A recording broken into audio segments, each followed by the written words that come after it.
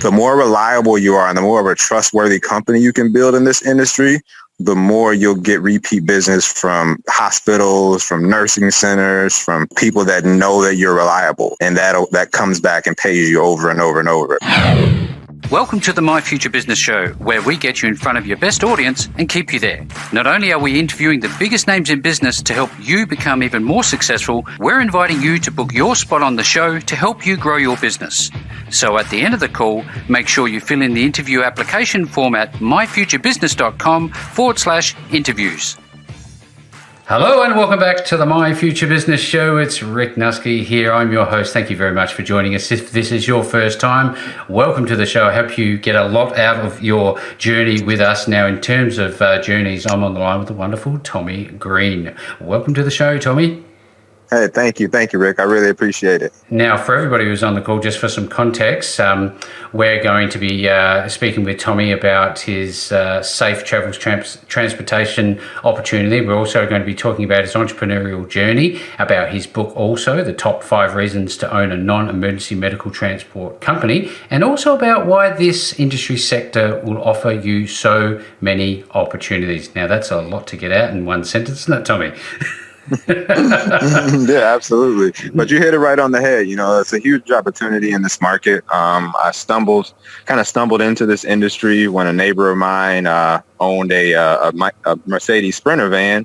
I started to ask her, like, what did she use it for? And she gave me kind of a brief intro on the whole non-emergency medical transportation industry. So that kind of got my interest going a little bit. And then I started to put my own brains behind that business and see that there was actually not that many barriers to enter that market. So I started to kind of put my brain on what needs to happen next. I bought a van, got a website, and then 8 months later, we're one of the biggest non-emergency medical transport companies in Palm Beach County, Florida. And I really want to unpack this because we have a lot of entrepreneurs, startup business owners who are either just about to start down the journey or maybe they're struggling through this process. And I'd love to get your insights about what it really takes to be successful in a new business venture such as this one. But before we do that, Tommy, I'd love to also maybe go back a little bit in time and look at your life. I'm wondering, have you always lived in South Florida? Is that where home has always been for you? No. I'm actually born and raised in Louisville, Kentucky. So I've actually till about ninth grade, I lived in Louisville, Kentucky, and then I actually moved to Michigan for high school and college. My parents switched jobs and moved our family up to Michigan. So all of my education post elementary, middle school was in Michigan at West Bloomfield High School. And then I went to Eastern Michigan University where I graduated with a degree in communications. Fantastic. Have you found that that's helped you? Because oftentimes people do and other times they don't. So what's funny is I actually feel like communications is one of the most important degrees that you can get. Yeah. Every communications degree major that I know has been able to kind of write their own future. They've been able to go into whatever industry they wanted to. You can be a salesman. You can be a marketing person. The communications degree just allows you to really tap into whatever you're interested in. And I think it's really helped me in my entrepreneurial journey because I've been able to communicate effectively every business strategy, idea, or marketing idea I've ever had in my head. So. Yeah, fantastic feedback. Thank you very much. Now, I remember, Tommy, when I was growing up, I actually used to go around to the neighbourhoods and I used to try to sell raffle tickets for this, for this thing that was going on at the time. And I remember that was my first entrepreneurial journey. Do you remember when you were a kid doing anything similar to that? Yeah. So it's funny you say that. So as a kid, I was always interested in just not necessarily the business part, but more the marketing part of it. So I was always interested in helping like my friends, think of things or come up with ideas of new companies or new ways to do things. That was always like fun for me. And like in hindsight, I was like grooming myself to be a marketer. But at the time, it just seemed fun. My brother and I would always think company ideas and names and change commercials and stuff like that. So it was always something we did for fun. And now as I'm, an adult, like these things are really like coming into play with, the businesses that I take on. Do you take advice and look to those around you as you were growing up? Or were there any particular people in your life that helped form you into the person you've become today? Yeah, growing up in the African American community, sometimes you can not have the right role models in your life, but I was actually fortunate enough to have the right role models in my life. My father was a huge role model. I saw him, climb the corporate ranks in a lot of different businesses. So I saw him, go from regular employee to manager to director, and just showed me that if you work hard, you can get whatever you want. So that was huge to see in the household. And then I had an uncle who also was, he was one of the biggest certified public accountants, African-American certified public accountants in Louisville. So he owned multiple businesses. So I saw him open, close different businesses around the city, have a lot of his hand in a lot of different things. So, as an adolescent, I was able to see these things, all my life. And, again, hindsight is 2020, but now I look at it as like, wow, those things really helped me shape my brain, what I wanted to do in life. Absolutely. You talked a bit earlier, Tommy, about your education. I think it's paramount to success. What's your take on ongoing education? Are you still learning today? And what do you suggest for those who, look at education and go, oh, do I really have to do that? How important do you think it is? Well, I think there's two types of education, right? You got your school, your books education, and then you also have just your general knowledge and figure things out sort of education, the right? Life stuff. So yeah, your life stuff, So I'm a big believer in making sure that, you do your schoolwork and get all that done, because you can't get anywhere without that. But you also have to spend some time doing your own learning. You have to dig deeper in entrepreneurial stuff. You have to, read books about being a better business person, learn about taxes. There's so many other things that you learn that you don't learn in school that are the things that you really need for your entrepreneurial journey. Social studies, unfortunately, isn't going to help you with any of your entrepreneurial journey. Some of the classes that they make you take, aren't going to help you run a business successfully or learn how to, generate seven-figure income. Yeah. It'll teach you just enough to be the best employee that you could ever be. You know what I mean? So, and that's about it. And that's about it, So I have a big love for education, but it has to be the right education. Get the information that's really going to benefit your life. That's really sage advice. I really do appreciate you sharing these insights, because I know a lot of people on the show take a lot of value away from hearing from people like you. Now, in terms of things you do outside of the workplace, I know you'd be super busy. Do you have time for downtime, and what do you like to do with yourself when you're not at work? Great question. So, my wife calls me crazy. She thinks I start way too many. I start way too many businesses. I get in way too many endeavors and that sort of thing. So, honestly, entrepreneurship is fun for me. I like trying to figure out business. I like trying to figure out what the next steps are to a journey. I like to, unpack a full digital marketing strategy and put it together. Those things are fun for me, weirdly enough.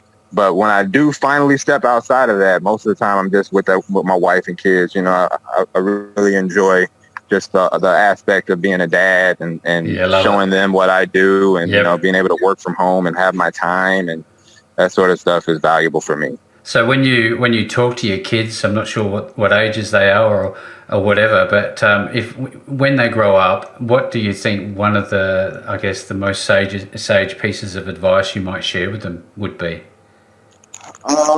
It would be to do whatever you want to do.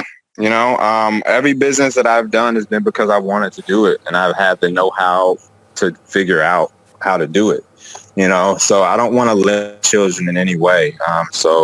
As me being an entrepreneur, my wife is also a web designer and a graphic designer. So between myself and her, we can make whatever brands we want, or, start whatever business that we feel passionate about.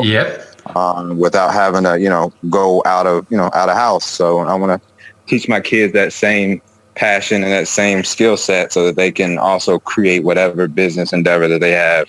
They want to have a popsicle stand tomorrow, we can have a popsicle stand tomorrow. Yes, excellent. I given that you're a family man, are there pets in the home? Yeah, I got two little crazy dogs. One crazier than the other, but yeah, they keep us busy. So do you enjoy movies at all, Tommy? I'm not really a movie guy. No? I'm an information guy. Like if it doesn't give me information, it's gonna be hard to keep my attention.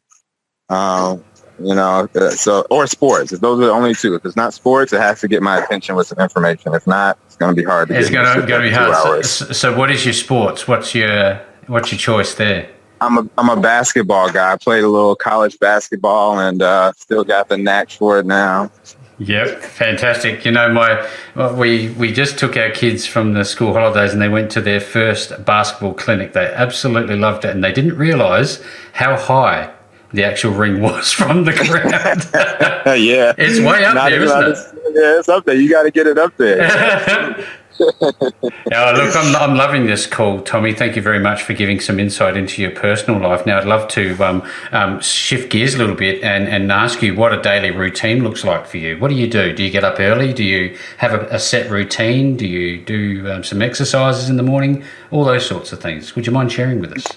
Yeah, great question. So first off, these kiddos, I have a 10-year-old and a 7-year-old that go to school in the morning. So I'm the guy that drops them off. So Dad is waking people up, getting them, yelling at everybody to get out of their bed. And once I finally get them out of the bed and get them on their way, then I can get back home and start my day. So that's how I get my day started is with these kids. But as soon as I drop them off, I'm back to the house. I'm in the office. And I'm figuring out what we got to do today. So I said, my wife calls me crazy. I have a few different businesses, so I have to kind of manage my own time and my own self to figure out which business needs attention right now. It's all a self-discipline sort of thing. You got to be able to wake up, tell yourself what you got to do, and then actually do it. Which sounds very cliche and easy to do, but there's a lot of distractions in the world. Especially when you're on your own, you're self-propelled, aren't you? You don't have a boss there to sort of say, look, you've got to do this, do you? No, absolutely not. Which is a gift and a curse sometimes, because, you can just coast sometimes, but then at the same time, when there's no money coming in, who's going to kick your butt? You got to kick your own butt. Yeah, absolutely. So you got to be your own self-motivator. You've talked about taking chances, and I'd love to talk about some of the chances that you've taken that have been fortuitous for you, I guess you'd call it. One being Cool Heads Headwear. Could you tell us a little bit about that? Yeah, absolutely. So Cool Heads was actually the first business I ever started. So I actually was in college when I had the idea. Like I said, I played a little college basketball. So I used to always try to drape a towel on my head during and after games as a way to keep myself cool. Cool down. Yep. And so what I quickly found out is that, like you've already found out, towels don't stay on your head very well when you try to, do that. So my senior year of college, I got together with a few designers and a few other people and told them my idea. And then we got to work on figuring out how to make a product like that. So I had some interns from the apparel textile department. We started to make some prototypes. And a few prototypes later, we had a product that we were pretty happy with. So once we had that product we were happy with, I entered that product into my university's fashion show, which is they have a big fashion show every year, all types of designers, press, and everything. Mm-hmm. So once I entered into that, we actually won a few awards. So the most innovative design award and like the new designer on the block award or something like that. And we got a little press. So once we got that, it was just like, okay, maybe this is a good idea. So from that point, I started to just cultivate the idea more and more. Wrote out a 27-page business plan that I also put into my university's. It was a business plan competition where I placed third in that competition, and that really was like, all right, I do have something here. Yeah. So I took that idea and created my first business called Cool Heads, and now we're 11 years later. We still make sales all around the country. We do a lot of celebrity events down here in South Florida. That's actually how I met Kat, my PR lady who got me with you. Yes. Yep. And we've just been, keeping the movement going, have a nice little social media following and just keep it going. Just growing and growing and growing. It's a real credit to you. Thank you again for sharing. Now, obviously, risk is a part of everything we do as entrepreneurs. Should you embrace risk, and how do you deal with things when they don't go your way? So risk is with everything, but I'm a big believer in no risk, no reward.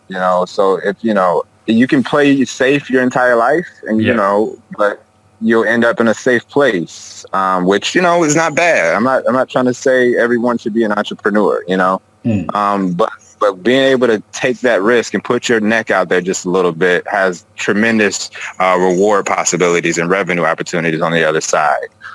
So that's always been my motivation, to be like, all right, if I do put my neck out here for this and it does work, look at the potential that the other side can be. So I'm always a risk versus reward person. So I'm always looking at what that reward is and putting it against the risk that I take. Yeah, absolutely. Now, you've played some senior roles as a VP and director in organizations, and surely those experiences has helped you run businesses. Can you tell us a little bit about that? Absolutely, yeah. So, entrepreneurship wasn't always my day-to-day. So I did have a 9-to-5 for many years. Yep. And I was in the digital marketing space. So I've held positions like email marketing manager, director of marketing, VPs of marketing. So I've been all through the digital marketing sphere, being able to spend other people's money doing it. I'm an employee, so I learned. It was like going to practice, so I learned the best marketing routes to go. I learned what has the best ROI capabilities. I learned the entire scope of marketing through these 9-to-5s. And all the while I had a 9-to-5, I always kept a 5 to 9, which is what I always say. Like, you got to do something after work and that you're really passionate about, that's really going to bring you money. And that has culminated into multiple businesses that I've started while having 9-to-5. So Cool Heads, I started while having a 9-to-5. I then started a digital marketing company called Flash First Media while having a 9-to-5. And I started my transportation company while having a 9-to-5. Well, let's talk about that, because we touched on it earlier, Tommy. I'm wondering if you could talk a little bit more in detail about the genesis of Safe Travels Consulting. So once I got my feet wet into the transportation industry and, got my van, got my driver, now we're starting to generate some revenue and it's starting to happen, I'm realizing that, other people can run a business like this, right? So that was kind of in the back of my mind. So as I'm, running through it more and more, the sales just kept picking up. Like we were getting, our phones just ringing. I'm like, all right, I need to really, hone this in and teach people how to do this business. So as I did more research, I saw a few companies out there kind of trying to share the knowledge of this industry, but I really wanted to take it on full force. This is an amazing revenue opportunity industry where if in the right area, you can have phone calls every day, every day for rides. And that's where we are with Safe Travels Transportation. So I thought it was a no-brainer to create Safe Travels Consulting, give out a free ebook to let people know about the opportunity in the industry. And then we also have a course that will walk you through everything you need to do to start your own profitable non-emergency company in any city in America. Yeah, that's amazing. Thank you for sharing. Now, is there ongoing support for those who get involved with this? How does that side of it work? Yeah, so we have options. So the course that we offer is a one-stop shop. It kind of walks you through every phase of starting this business, from your marketing efforts to the type of vehicle you should buy, to when you should hire someone. Everything that it takes to do this business is in that course. But on top of that, I also offer one-on-one consulting where I'll talk to you 2 times a month or 1 time a month and really game plan this out for you and help you drive this home. My job and my goal is to help people do what I'm doing, because I know it's not hard. I did it myself. So if I can show someone else how to do this same thing in the middle of Oregon or in the middle of California, I am excited to do something like that. It would seem to me, Tommy, that because of the excitement and the results that you're getting doing it yourself, that writing the book would have come easy. Was it easy to write this book? Yes and no. I had to really stop and think, because the thing about being in this business is once you're in it, like it's so day to day. Like it's so every day you could get 17 calls, and the next day you get 0 calls. So as I was going through the ebbs and flow of the business, I was realizing that the overall effect of it was positive. So I'm like, okay, let's teach this more. Because one thing that is good about this business is once you start going, it's a really rewarding business to be in, because you start to become almost an extension of some of these people's families. Because I'd say maybe 70% of our customers are like kids calling for their parents. Like, hey, I'm in New York. My mom lives in Boca Raton, Florida. She needs to get here. Can you help me? So once you're able to kind of help them through that states away, you take a burden off of those kids' backs, and and it's just, and you feel that, and they feel that, and it's it's rewarding. It's the most rewarding business I've ever done. You see that every day. I wonder, Tommy, is there a particular type of vehicle that you need, or can you buy various types to do this business?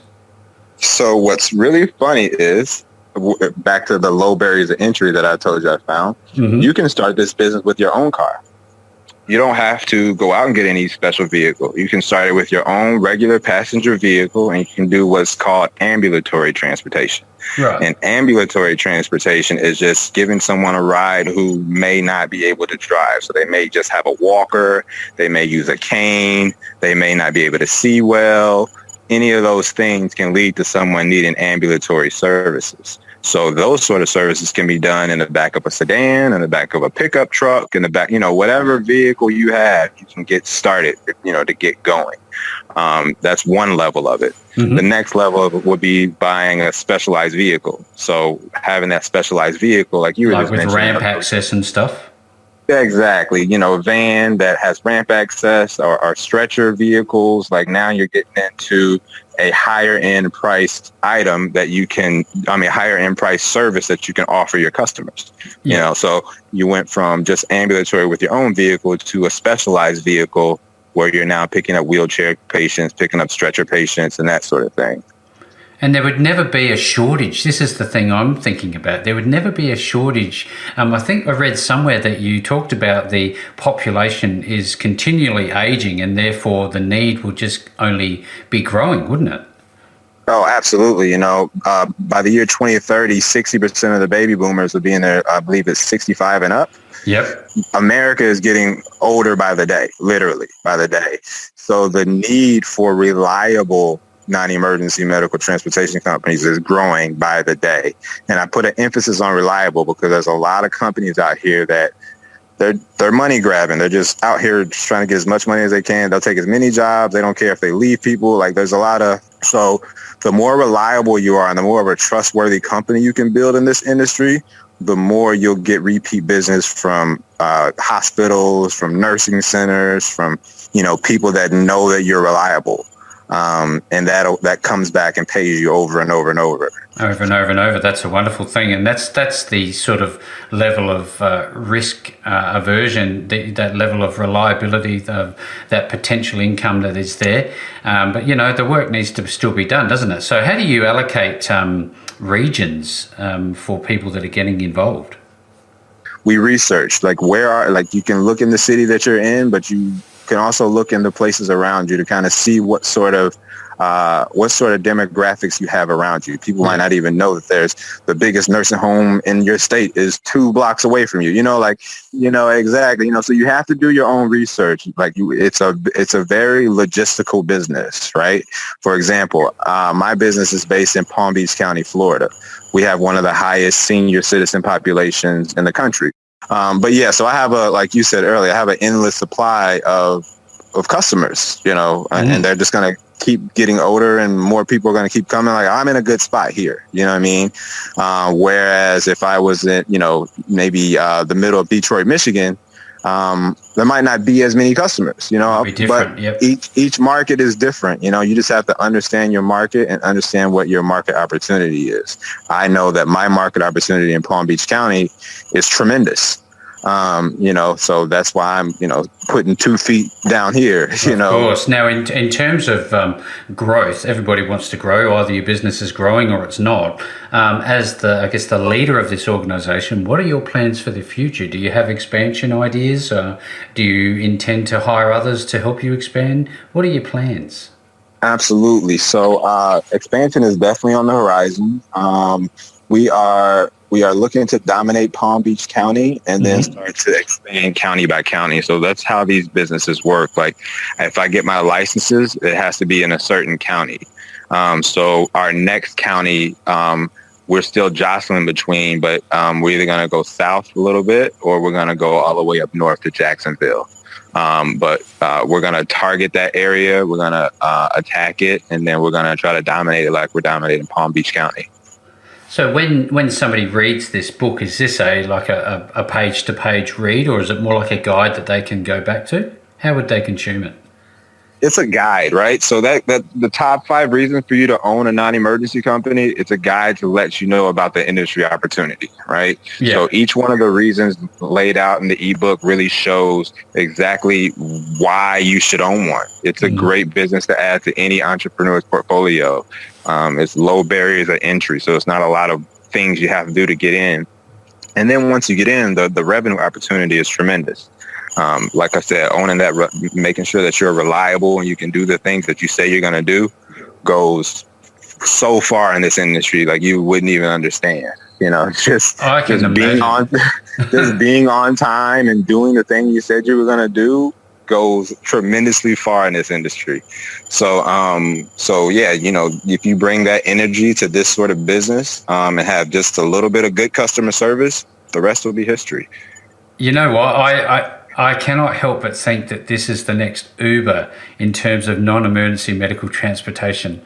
So it's funny you say that, right? So I've ran this business a few different ways, right? So one of the ways that I'm running it now, which has been great, is I'm running a dispatch only sort of service where I don't currently have any drivers on my staff, right? Yep. So I don't currently employ any drivers. Right? Yep. What I do have is relationship with other people who already have their own van, their own licensing, their own company. And I use them as independent contractors to basically sub my work out to. Very smart. So this way it cuts my costs down a little bit because now I don't have a vehicle with a driver and insurance and all that sort of thing. Now I just generate work. Yep. And when I'm able to generate work and these guys have already agreed to a price with me, now I'm just running a dispatch service where I'm just, pumping out work. Yeah, I couldn't help but think, Tommy, as soon as you said that, I thought dispatch. I thought, well, you think of the biggest brands in the world. Amazon is a major dispatch organization. They rely heavily on internet and systems and software and all that sort of thing. Is there an intent to either get involved proprietary software or build your own? Well, how do you manage that side? Yeah, we haven't really thought too much about any proprietary systems. Honestly, we were able to, like I said, I have a digital marketing background. We're able to use some of the free digital marketing tools that Google offers that, it's relatively low cost and low maintenance when you really build this digital system like we have. Our website, our Safe Travelers website, where we rank on the first page of Google for most searches because of my digital marketing SEO background. I use that skill set on this website. So now, the phone rings every day. So, it's just up to us on what jobs we can accept and we just take as many jobs as we can. Do you have some sort of an application process? Talk us through that. Is there a certain type of person that this would be a good fit for? For which part? For the driving? Yeah, just for getting involved in this opportunity. They want to know more. They may be thinking about buying a vehicle to start or using their own, as we've talked about. Who would this best be suited for? It's best suited for anybody who's looking for a business that has longevity. This is a longevity, long play business. Building this isn't a get rich tomorrow business. This is a build it and then you can have it for the next 20 years of your life if you want it. So anyone who's really looking for generational opportunities, this is a great business for.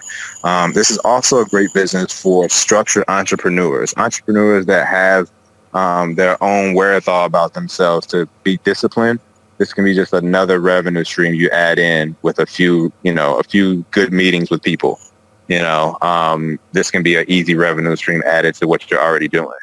And it's relatively low maintenance. Once it's rolling, it gets lower and lower maintenance, but up front, it's going to take a lot of your time, effort, and energy to build all these systems and get all your automations together.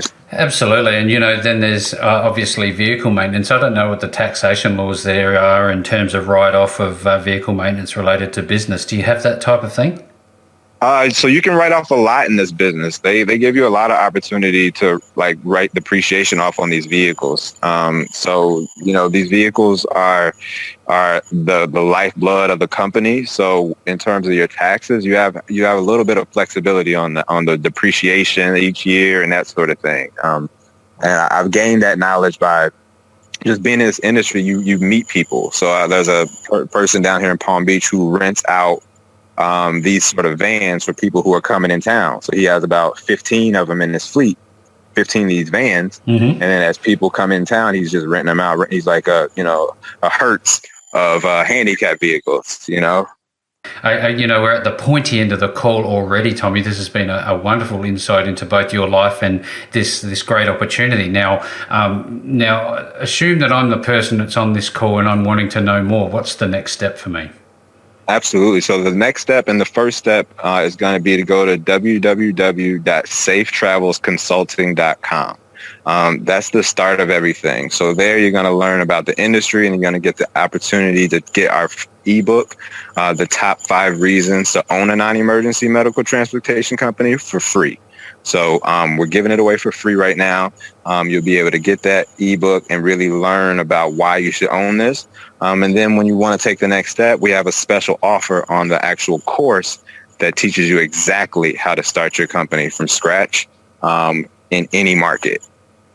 So if you're on this call and you're excited about this opportunity, then there certainly is an opportunity there. That's like we were talking about earlier. This is not an industry sector that's going to go away. Its need is only going to grow. And so for you to find out more about this and download that wonderful book, go to safetravelsconsulting.com. I'll be making sure that you get that link no matter where you hear or see this call. Somewhere nearby will be the link back to Tommy. And with all that said, Tommy, thank you so very much for joining me on the My Future Business Show today. Thank you, Rick. I really appreciate you having me, and I look forward to connecting with your listeners. Thanks for joining us today. If you enjoyed the call, then make sure to subscribe, leave a comment, share us with your friends, and book your spot on the show at myfuturebusiness.com/interviews. And if you're looking for solutions that will help grow your business, then visit myfuturebusiness.com/shop.